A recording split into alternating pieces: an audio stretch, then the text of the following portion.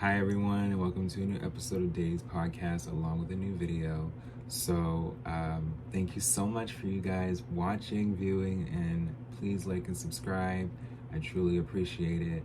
Check out Patreon or Spotify. Either one will have exclusive episodes or videos, whichever you prefer to look at, to be able to be a part of just Day's Podcast, our team,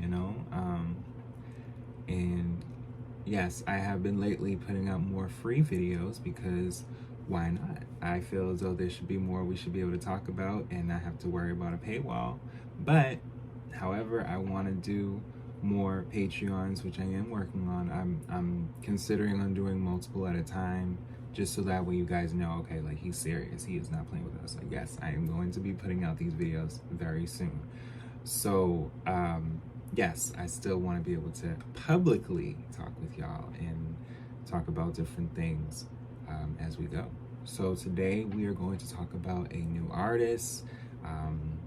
As opposed to talking about a lot of women, I only talked about, I believe, one male, which is Michael Jackson. So I believe we need to talk about more men. All right, so our first artist that we are going to talk about, that we are now going into more male artists here, is Donell Jones. As I am, and as he is, we are Geminis. There are a lot of things that I've noticed recently and even growing up with music that comes from a Gemini. Y'all may say that some of us have, a couple hits and that's it, but those hits are still hitting. Like when you think of Lauryn Hill, Lenny Kravitz, Stevie Nicks is never going anywhere, okay? When you think of just Tupac and Biggie are Geminis, okay? Here or not. Kendrick Lamar is a Gemini. And they are not like us. What I wanted to do is make sure that as I've talked about signs and artists, I can talk about their personalities as well. So before I even dive into Donell Jones's album, Where I Want to Be, because that's what we're going to talk about, let's talk about a couple of the artists and their personalities that I've already talked about. Aaliyah, Capricorn, so very much, what we doing, she's a hard worker, always will be, very much missed. Beyonce and Michael Jackson are like our Virgos. Just as much as the earth sign with a Capricorn, they are earth signs as well, so they are just as much, they internalize as earth signs in different ways with outcomes that are just as broad. Of course, they will all say, mine's the best, but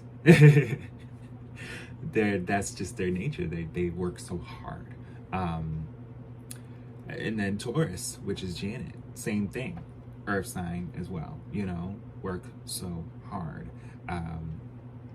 As far as, who else did I have spoken on? Rihanna's a Pisces. Pisces, they can be able to really give their emotions in various ways, as we've seen in various albums from her. As far as, I'm trying to just think of any other artists I've spoken on so far. Because those were the Mariah Carey, Aries. So yes, Aries, they are very hardworking. They have a fiery sense too. Like I said with the Butterfly album, like she was not playing. Like she was like, bitch, I'm upset. I'm depressed. I need to move on. This divorce is happening. I got one more album with this. Okay. Like, she was ready. As far as any other, Brandy's an Aquarius. So Brandy, very coastal, there's things that get done and she still perseveres. And, it's just, these artists, they go off.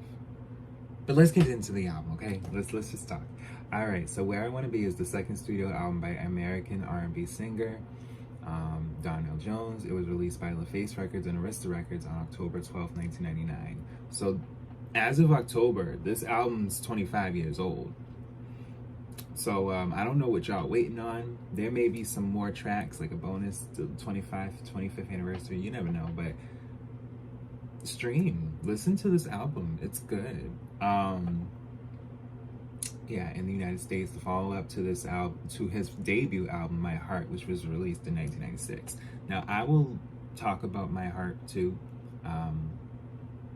I feel like I said with Aaliyah in '96, there was so many releases, just like now, like there's just all these people just coming out of nowhere, like album, single, album, video, album. It's like, what? Okay, but I digress. It became his most successful album to date, having gone platinum and produced 3 singles, including the worldwide hit You Know What's Up, Donell's biggest hit single to date, peaking inside the top 10 in the Billboard Hot 100 and at number 2 on the UK singles chart. The album also includes the UK hit Shorty Got Her Eyes on Me. Now, I didn't even know the UK loved that, because here I'm thinking we loving it too, and it's not a single here. So wait a minute. Tell them that you're riding with me. You bold Gemini, you.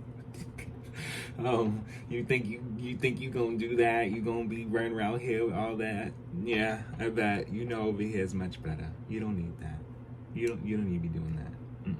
Just give me a little bit more time. You know what happens here. That ain't nothing. I'm sorry. I'm not even trying to single out Geminis, but when I listen to a Gemini when it comes to their music, it hits different. And there's more I need to be talking about. Yes. The minor R&B hip-hop hits This Love and the US smash hit Soulful Ballad in the title track Where I Wanna Be. Okay. Yeah, critical reception. All music editor Stephen Thomas rated the album 4 out of 5. He found that on the surface of things, Jones may sound similar to a lot of his peers, but there's a greater sense of musical sophistication in his music. And it's true. Like, there was a Carl Thomas, a Joe, and a Case, you know, and I mean not a Case, but his name, stage name is Case. Of course, Tyrese was emerging here. You know, it's just not even emerging. Tyrese was kind of already out, but there was already. I mean, Usher just got back. If this is '99, Usher is literally talking about. Listen, I'm trying, and then John B. We're gonna talk about John B. So, like I said, there was all these different male artists. Wait a minute, not even male artists, groups. We already had Boyz II Men. We already had New Edition, you know, coming back for, you know, a comeback album. We had, you know, boy bands emerging as well. But it just, you know, the thing is, I'm trying to think of who else was coming back. I mean, we had Gerald Levert and Keith Sweat just coming out the cut too. Like, there was just all these people. And, like, there's all these people. And all those people I just named, we gonna talk about. I'm gonna make sure I jot down all those people I just named, because as y'all know, I don't play about content. We gonna talk about it. So, like I said, that's just wild. All that in the 90s.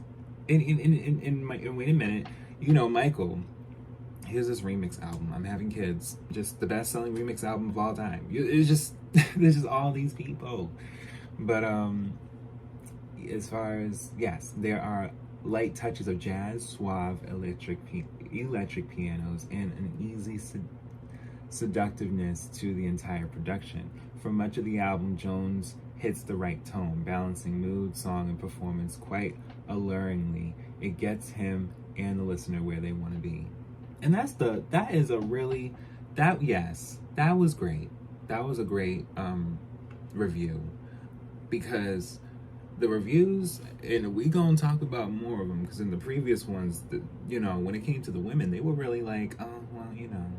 But with the men, they be giving the men their credit, and I'd be like, no, they gotta do that for the women too. Like, no, like, they be going off. Don't do that. I don't care if there's more men running around and then there's some women that y'all just feel like, all right, no, she's doing it right now. Like, no, don't do that.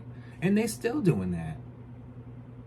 I'm trying to make sure that everything from the past still kind of resonates to now, whenever you guys watch this and listen, okay? Okay, so chart performance. Where I Want to Be debuted and peaked at number 35 on the US Billboard 200 with first week sales of 39,000 copies. Now, y'all, no.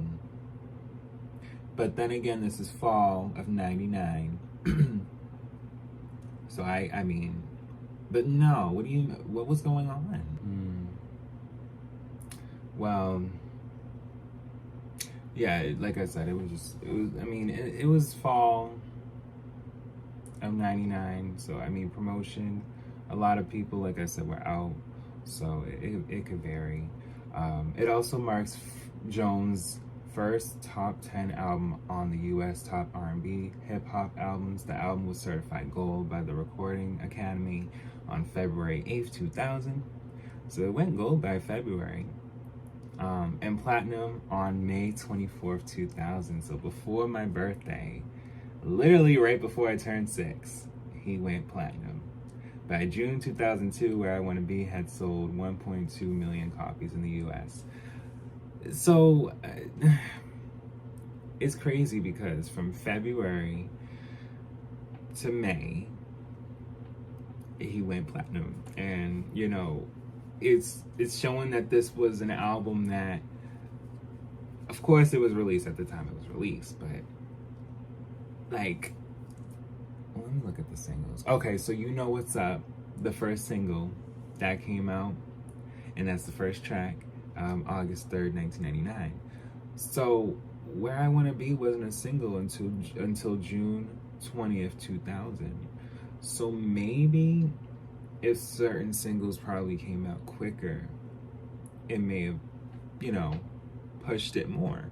Because I did notice that there's an effect where people release less singles and the album may underperform, as opposed to people who release more singles and the album's just all over the place. But then there's that vice versa. And that's what they don't like talking about, because that happens too. And it's happening even in today, where you could release 3-4 singles and it may not weigh the charts as well as you may think. As opposed to a parent album where some of those singles may go on, and in some cases, it catapults the album like crazy because it's like, oh my God, you did it. And then in some cases, you know, you just put it on there and then there's all these other songs, and then what's next? And this is all around, okay? I'm not talking about one genre, I'm talking about all genres. So everybody gotta put in that work. That's just that. So let's talk about the track list. So yes, You Know What's Up, track 1. Track 2 is Shawty Got Her Eyes on Me. And track 3, Where I Want to Be. And mind you, he wrote most, if not all, these songs. So he's a writer. He's a songwriter as well. And that's what I also respect about gems. In most artists as well, from different signs. When you're writing, and you singing, and you dancing, or just even 2 out of the 3, you're going off. So, track 4 is Have You Seen Her? Yeah, so track 4, Have You Seen Her? That's slept on. That's slept on. Like, no.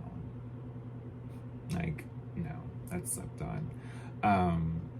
This Love, now that's slept on.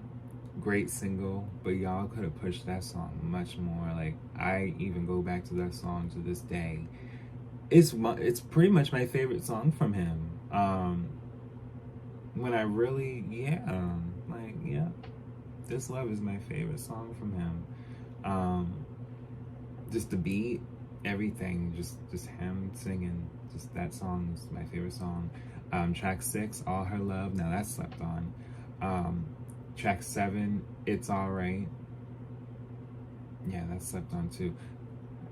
When I tell you tracks 1 through 8, because track 8 is Think About It, Don't Call My Crib, like, there's all these different emotions that, you know, it's like, I want her.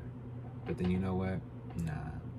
but then I love her, but then it's like, what you doing over there? You know what I mean? Like oh my God, just, and that was a formula from a lot of R&B singers. It's not just him, but everyone has a story and is giving a similar story in a different way. So it was intriguing then where, okay, yeah, we have all these R&B artists, but when one can stand out and one can stand out, and like, it makes sense. Track 9, He Won't Hurt You. Track 10 is Pushin'.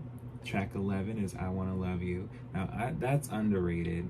I wanna love you. No. Y'all could have gave that a little bit more. And it's a ballad, and it's comfortable. To be honest, you can listen to that driving around. It may be raining, you may be by the beach, or I don't know. Or even if it's nighttime and you're just with a candle and just chilling.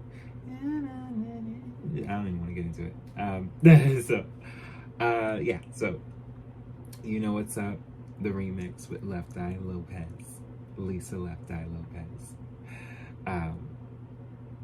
Great song, great remix. She's very much missed as well, and we will be talking about TLC.